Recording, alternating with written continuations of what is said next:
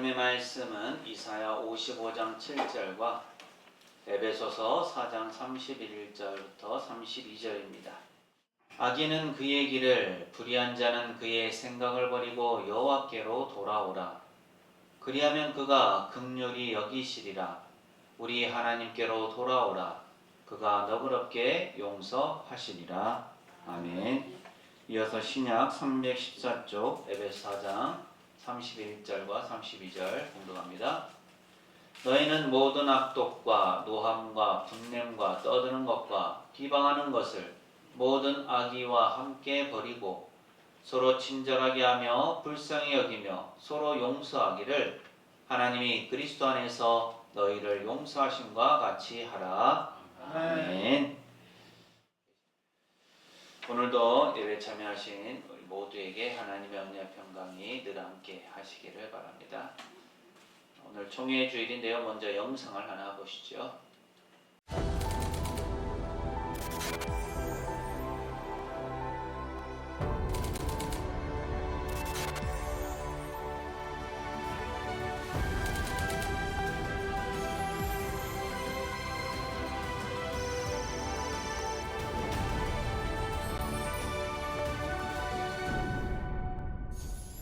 힘들고 어려울 때에 누군가가 저에게 위로의 말을 해주고 또 이렇게 섬겨주려고 할 때 그 섬김을 받을 때 큰 도움이 됐거든요. 뭐라든가 이런 것도 굉장히 중요하지만 가장 1번을 안동을 그냥 좀 찾아주십사.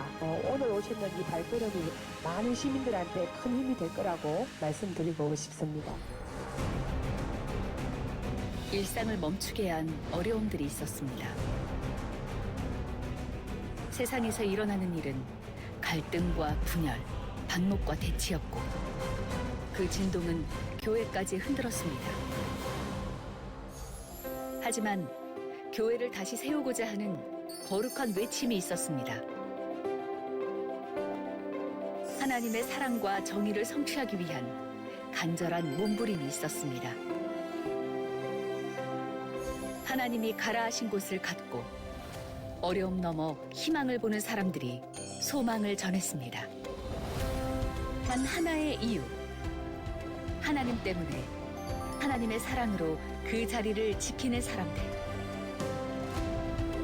여전히 하나님의 사랑이 필요한 곳에 우리는 헌신된 선교사를 파송하고 전도하며 교회를 세웠습니다. 복음으로 하나님의 세대를 준비하며 신앙의 재건을 이루어갔습니다. 갈등과 분열을 극복하고 교회를 교회답게 세우는 총회. 다음 세대를 건강하게 세우며 이 땅의 교회가 존경받는 세상. 하나님의 사랑이 결국 승리할 것을 간증하는 성도. 복음적인 해답. 용서가 사랑의 시작임을 선포합니다. 사랑하는 전국교회 목회자들과 성도 여러분, 우리 주 예수 그리스도의 이름으로 문안합니다. 오늘 9월 7일 우리는 제110회기 총회 주일을 맞이합니다. 총회는 해외, 국내 선교, 군선교와 다문화 사역, 교육과 훈련, 도농교회 협력, 사회적 약자 지원, 그리고 다음 세대를 세우는 일까지 수많은 사역을 감당하고 있습니다. 이 모든 사역은 오직 여러분 각 교회가 드려주시는 총회 헌금을 통해 이루어집니다. 여러분의 헌금은 청년들이 복음을 듣는 자리가 되고 낯선 땅에 그리스도의 사랑이 전해지는 통로가 됩니다.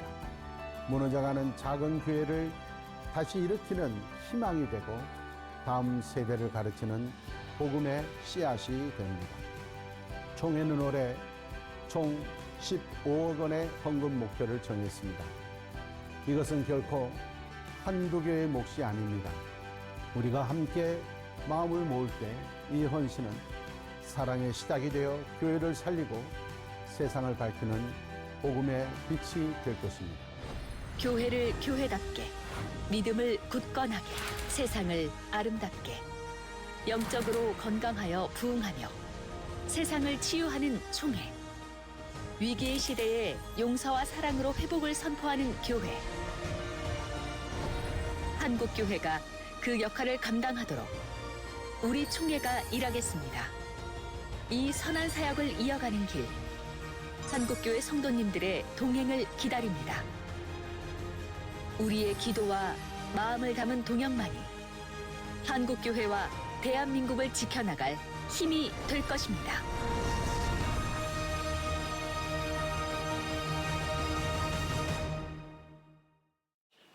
네, 오늘은 우리 교회가 속한 대한예수장로회 통합교단 총회에서 정한 총회 주일이에요. 그래서 총회를 위해서 생각해보고 또 함께 기도하고 또 교회가 동참하는 의미가 있습니다. 영상에서 보셨던 것처럼 우리 총회가 여러 가지 많은 일들을 감당해 갑니다. 하나님의 귀한 역사를 이루는 일에 우리가 기쁨으로 또 감사함으로 동참할 수 있기를 바랍니다. 오늘은 총회 주일을 맞아서 총회가 정한 주제 설교를 하려고 해요.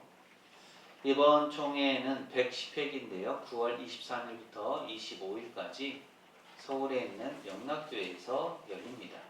그리고 그 총회의 주제가 오늘 말씀의 제목이기도 한 용서, 사랑의 시작입니다. 총회에서 매번 내용을 토대로 해서 여러분과 함께 말씀 속으로 들어가 보겠습니다. 오늘날 우리는 여느 때보다 눈부신 성장과 번영 속에 살아가고 있습니다. 하지만 그 이면에는 마른 땅이 쩍쩍 갈라지는 것처럼 갈등과 반목으로 신음하고 있는 것 또한 사실이죠. 한국리서치의 2024년 조사에 따르면 10명 가운데 8명 이상 83%가 갈등이 심각하다고 느낀다고 응답했습니다. 여러분 어떠십니까? 갈등이 심각하다고 느끼시나요? 아니면 그냥 그렇다라고 느끼십니까? 심각하다고 느낍니다. 네, 그렇죠. 이러한 갈등은 정치, 경제, 이념 등 거의 모든 영역으로 번져나가서 사회 전반에 이 적대적인 감정이 팽배하게 만들었습니다. 더욱 가슴 아픈 것은 세상의 소음과 분쟁이 거룩한 공동체의 심장부까지 어지럽히고 있다는 사실이죠. 팀 켈러 목사는 센터 처치라는 책에서 양극단을 지적했어요. 하나는 교회가 세상의 문화를 무조건 배쳐가는 모습이고, 또 다른 하나는 반대로 교회가 세상의 문화를 무분별하게 수용하는 모습입니다. 그런데 오늘날 한국교회도 이 세상의 갈등 구조를 그대로 답습하면서 양극단의 위태로운 줄타기를 하고 있는 것은 아닌지 돌아보게 됩니다. 마땅히 세상의 상처를 싸매고 찢어진 곳을 잇는 화해의 공동체가 되어야 할 교회가 오히려 세상보다 더 깊은 반목과 단절의 아픔을 겪고 있습니다. 우리는 이 역설적인 현실을 보면서 탄식하죠. 왜 이런 일들이 벌어지게 되었는가? 그 근본적인 원인은 복음의 핵심 진리인 용서와 사랑의 능력을 상실했기 때문입니다. 교회만 그런가요? 교회는 또 어떻습니까? 우리는 살아가면서 수많은 사람을 만나고 또 많은 사람들과 관계를 맺죠. 가족, 친구, 직장 동료, 또 연인 만나고 그들과 관계를 맺습니다. 그 만남과 관계 속에는 기쁨도 있지만 때로는 상처를 주고받기도 합니다. 누군가 혹은 가장 가까운 사람이 오해했을 때, 또 그 사람에게서 억울한 말을 들었을 때, 혹은 정말 용납하기 힘든 행동을 했을 때 우리의 마음속 깊은 곳에서는 분노가 일어나죠. 그 순간 내가 이 사람을 어떻게 용서할 수 있을까? 라는 생각이 들기도 합니다. 그러나 우리는 동시에 또 한 가지를 경험하게 되죠. 그것은 바로 하나님 앞에서 나 또한 용서받아야 할 존재라는 사실이죠. 내가 다른 사람에게서 받은 상처도 있지만 내가 다른 사람에게 준 상처도 있습니다. 결국 우리는 모두 용서를 받아야 하고 또 용서를 베풀어야 하는 존재들입니다. 우리 앞뒤 좌우에 계신 분들과 이렇게 인사하실까요? 하나님께서 우리를 용서하셨습니다. 하나님께서 우리를 용서하셨습니다. 한 번 더 하시죠. 우리도 다른 사람을 용서합시다. 우리도 다른 사람을 용서합시다. 오늘 우리는 이사야와 사도 바울의 이 간절한 외침을 통해서 용서, 사랑의 시작이라는 원리에 대해서 살펴보려고 합니다.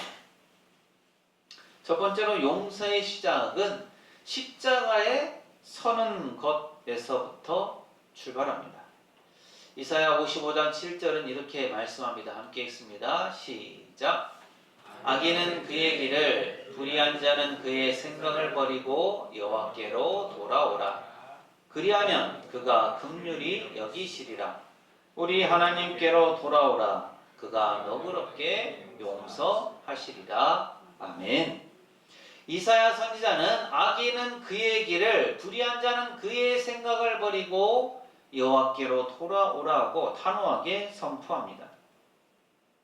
이 말씀은 삶의 방향을 전환하는 회개를 촉구하는 말씀이죠. 우리는 그동안 어떻게 살아왔습니까? 물론 하나님의 뜻대로 살고자 노력했고 하나님의 뜻대로 살아가는 경우도 있었지만 많은 경우 내 생각, 내 마음대로, 내 경험과 내 지식을 되살려가면서 내 뜻대로 살지는 않았었습니까? 이제는 하나님께로 돌이켜야 합니다. 내가 그동안 옳다고 믿어왔던 길, 나의 경험과 기준으로 쌓아올린 그러한 생각의 벽을 허물고 하나님의 거룩한 뜻 앞으로 나아가는 전 인격적인 항복을 선언해야 합니다. 여기 이 말씀에서 우리의 심장을 뛰게 하는 단어가 있습니다. 그 단어는 너그럽게라는 표현이죠. 히브리어 원어의 의미를 보면 이는 단순히 관대한 정도를 의미하는 것이 아니라 풍성하게 차고 넘치도록 용서하신다라는 의미입니다. 이 표현은 마치 가뭄에 갈라진 논에 하늘에 폭포수가 쏟아져서 모든 것을 적시고도 남는 것처럼 우리의 죄가 주홍같이 붉을지라도 그 모든 것을 깨끗하게 씻어내기에 충분하고도 남음이 있다라는 의미이죠. 무엇이 그렇습니까? 하나님의 너그러움입니다. 이것이 바로 하나님의 용서가 주는 이미지이죠. 스위스의 신학자 칼 바르트는 하나님의 용서는 인간의 조건이나 자격에 근거한 반응이 아닌 하나님의 절대적이고 주권적인 은혜의 행위라고 설명했습니다.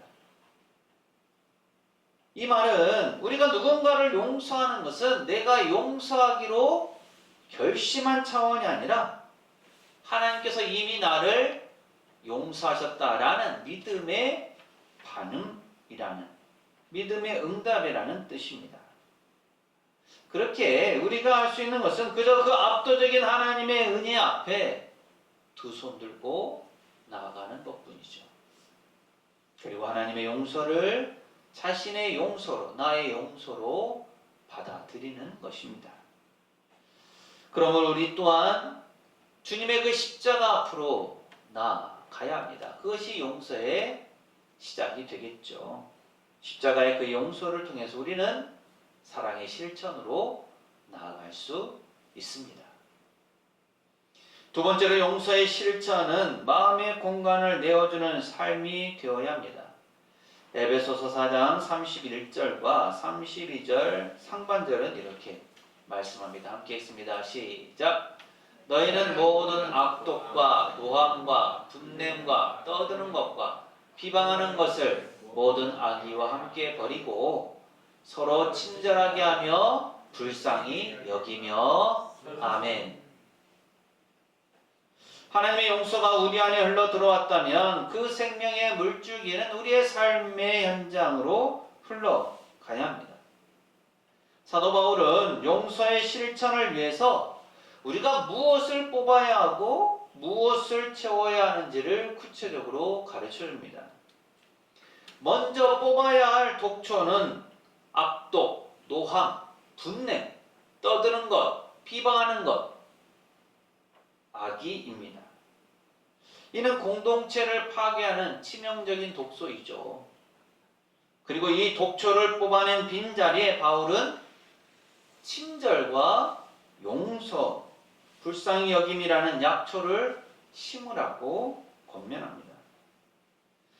여기서 불쌍히 여긴다라는 것은 상대의 아픔을 나의 아픔으로 여기고 그의 연약한 그 처지를 깊이 헤아리는 마음입니다. 미국의 신학자 미로슬라브 볼프는 배제와 포용이라는 책에서 진정한 용서는 나에게 상처를 준 가해자를 내 삶에서 지워버리는 배제가 아니라 그를 위해 내 안에 기꺼이 공간을 만들어주는 행위라고 역설했습니다. 나를 향해 창을 던진 사람을 복수의 대상으로 보지 않고 하나님의 치유와 긍휼이 필요한 상처 입은 존재로 바라보는 것이라고 말합니다. 우리의 마음에 상대방, 나에게 상처를 준 사람을 위한 공간이 있습니까? 내 마음의 한자리를 내어주는 그 의지적 결단이 바로 불쌍히 여기는 마음이고 이것이야말로 용서의 구체적인 실천이죠. 간절히 바라기는 상대방을 위한 공간을 만들어주는, 마음의 공간을 만들어주는 그 결단을 통해서 용서와 사랑을 우리의 삶 속에서 구체적으로 실천할 수 있는 그러한 은혜가 있기를 바랍니다. 세 번째로 용서의 완성은 그리스도의 십자가를 본받을 때 가능합니다. 에베소 4장 32절 하반절은 이렇게 말씀합니다. 함께 읽습니다. 시작. 서로 용서하기를 하나님이 그리스도 안에서 너희를 용서하심과 같이 하라. 아멘. 오늘 말씀의 이 마지막 구절, 용서의 삶을 완성할 수 있는 모든 동력과 기준이 이 말씀에 압축되어 있습니다. 여기서 중요한 핵심 기준은 하나님께서 용서하심 가치이죠. 신학자이자 심리학자인 스티븐 체리는 용서라는 고통이라는 책에서 인간의 용서와 하나님의 용서는 다르다라고 합니다. 우리는 하나님처럼 완전하게 용서할 수는 없지만 그는 너희도 용서하는 마음을 갖도록 노력해야 한다라고 강조합니다. 우리의 용서는 하나님의 용서에 빚진 자로서 마땅히 걸어가야 할 순종의 여정이라고 말하죠.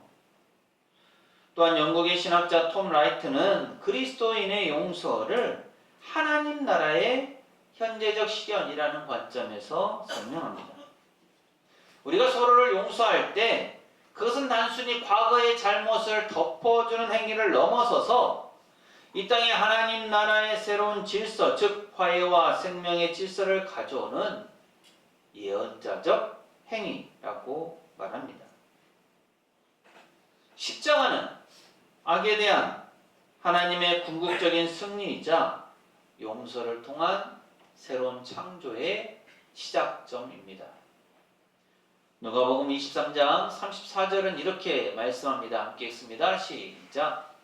이에 예수께서 이르시되 아버지 저들을 사하여 주옵소서. 자기들이 하는 것을 알지 못함이니이다 하시더라. 그들이 그의 옷을 나눠 제비 뽑을세. 아멘. 예수님은 십자가 위에서 자신을 십자가에 못 박은 자들을 용서하셨습니다. 군중들은 분노해서 예수님을 십자가에 못 박았는데 정작 예수님은 사랑의 마음으로, 용서의 마음으로 그들을 먼저 품으시고 용서하셨습니다. 우리가 그리스도께서 하신 것처럼 그렇게 용서할 때 우리는 이 위대한 하나님 나라 건설에 동참하는 청지기가 될 수 있습니다. 세상의 방식은 무엇입니까? 상대방이 먼저 사과하기를, 그가 변화하기를 기다리는 것이 세상의 방식이죠. 그리스도의 방식은 무엇입니까? 기다리는 것이 아니라 내가 먼저 다가가서 용서의 손을 내미는 것입니다. 예수님께서 십자가에서 군중들을 용서하신 것과 같습니다. 이것은 결코 쉬운 길은 아니죠. 때로는 내 자존심이, 내 마음이 어쩌면 십자가에 못 박히는 고통이 따르게도 될 것입니다. 하지만 우리가 이 십자가의 길을 선택할 때, 예수님의 용서의 삶을 따르기로 결심할 때 비로소 미움의 사슬에서 벗어나게 되고 참된 자유를 경험하게 될 것입니다. 그래야 우리 공동체가 세상에 감당할 수 없는 사랑과 생명의 공동체로 거듭나게 되는 것이죠. 사랑하는 새সম교회 교우 여러분, 이 시간 자신의 마음을 조용히 들여다보시기 바랍니다. 아직도 용서의 빗장을 풀지 못한 채 미움과 분노라는 감옥에 갇혀 고통받고 있지는 않으십니까? 무거운 짐을 지고 가시는 분은 있지 않으십니까? 언제까지 그 무거운 짐을 짊어지고 가기를 원하십니까? 오늘 이 시간 그 모든 아픔과 상처, 원망과 분노를 있는 그대로 가지고 십자가 앞으로 나아가시기 바랍니다. 그리고 부르짖으십시오. 주님, 저는 할 수 없습니다. 주님, 십자가의 은혜를 부어 주옵소서. 십자가의 은혜로 용서할 수 있는 힘과 용기를 주시옵소서. 우리가 이렇게 기도하면서 용서의 손을 먼저 내밀 때 얼어붙었던 관계의 강이 녹기 시작할 것입니다. 우리가 서로 불쌍히 여기며 포용할 때 우리 교회는 비로소 세상의 어떤 아픔과 상처도 치유할 수 있는 화해의 공동체가 될 것입니다. 우리 모두 이 용서와 사랑의 원리를 자신의 삶 속에서 풀어냄으로써 무너진 자신의 삶을 회복하시기 바랍니다. 또한 우리 가정이 사랑의 가정으로, 또 우리 교회 공동체가 하나님의 뜻을 이루는 아름다운 공동체로 만들어 가실 수 있기를 바랍니다. 더 나아가 이 땅에 하나님의 나라, 그 아름다움을 심어가는 우리 모두가 되시기를 간절히 소망합니다. 기도합니다. 사랑의 주님, 연약한 저희를 붙드시고 은혜로 품어주심에 감사드립니다. 오늘 총회주의를 맞아 용서, 사랑의 시작이라는 주제로 말씀을 살펴보았습니다. 용서의 시작과 실천과 완성이 예수 그리스도의 십자가를 통해 이루어짐을 믿습니다. 저희가 먼저 받은 이 용서의 은혜를 잊어버리지 않게 하시고 저희의 삶 속에서 실천해 나갈 수 있도록 저희에게 용기와 믿음을 주옵소서. 깨어진 관계, 갈등, 원망, 분노 등 이 모든 문제를 십자가 앞에 내려놓으며 하나님의 도우심을 구합니다. 아직까지 풀어내지 못한 아픔이 있다면, 회복되지 않은 상처가 있다면 주님의 사랑으로 용서함을 통해 치유되게 하시고 회복되게 하옵소서. 그래서 저희의 삶 속에, 저희의 가정에, 저희 교회 안에 참된 용서와 화해가 일어나게 하시고 복음 안에서 연합과 사랑의 공동체로 세워지게 하옵소서. 특별히 다음 세대를 붙드시고 예배와 말씀 안에서 주님을 인격적으로 만나게 하시며 복음을 위해 헌신하는 일꾼으로 자라나게 하옵소서. 예수님 이름으로 기도합니다. 아멘. 용서의 시작과 실천과 완성은 오직 예수 그리스도의 십자가입니다.